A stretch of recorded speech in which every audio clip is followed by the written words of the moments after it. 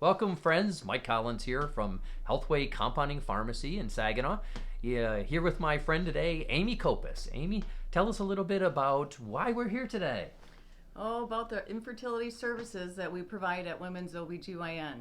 Excellent, excellent. So, Amy, tell us again, what are your credentials? How is it that you're trained to do work with infertility? Well, when I was a nurse, I worked at an infertility center and became a certified infertility nurse. And I did that for about 5 years, and then I went back to school to become a women's health nurse practitioner. Perfect. And so I still practice infertility here, probably about 30% of my practice, and the rest is gynecology.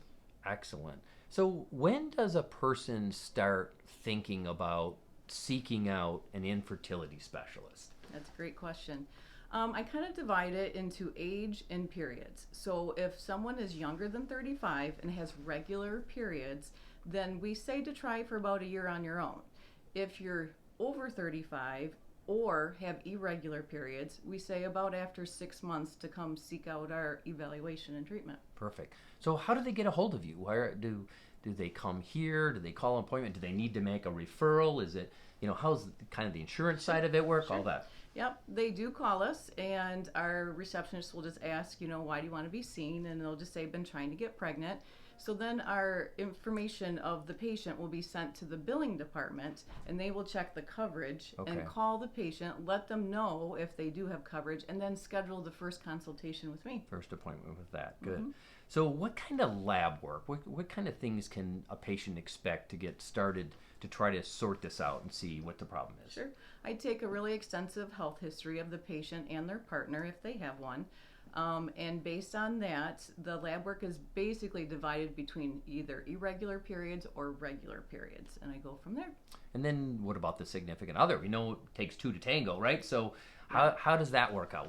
How do we check out the significant other? Yeah, and again, through the evaluation of the first consultation, if they've been trying for that year, periods are regular, I definitely order semen analysis. We have a couple centers, special centers that we use to refer them. If I feel the need that the husband may need to see a urologist, I'll make that referral. Okay. But yeah.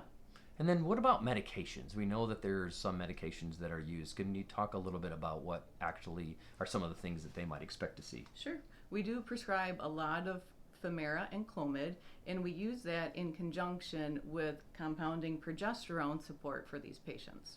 So compounded progesterone, because I'm a compounding pharmacy, obviously that's one of the reasons why we're doing this little talk. Mm-hmm. So progesterone comes in a lot of different varieties or dosage forms, which we would call them. A troche is something that they use quite often because it's a little bit more preferred method than giving an injection or even using a suppository. We make them in a couple of different flavors. We make them up in a variety of strengths.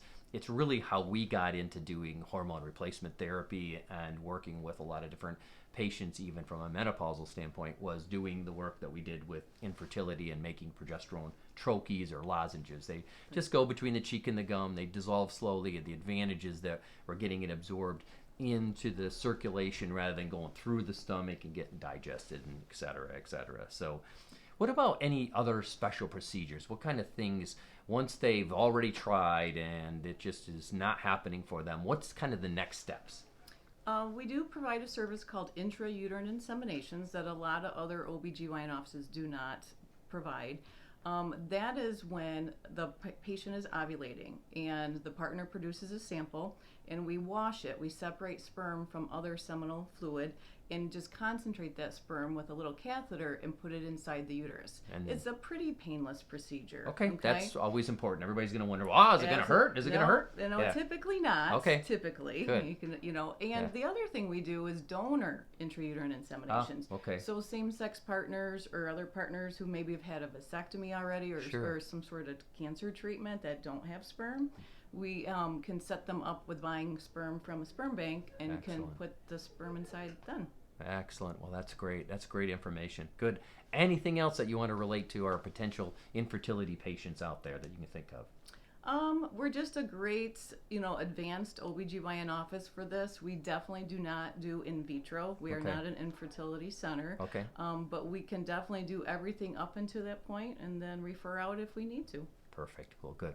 Well, thanks for being with me today, Thank you. Amy. Appreciate it. We've given some good information. So Contact Amy if you need more information about infertility. Contact Healthway Compounding Pharmacy for more information about some of the things that we create. So thanks. Live healthy, my friends.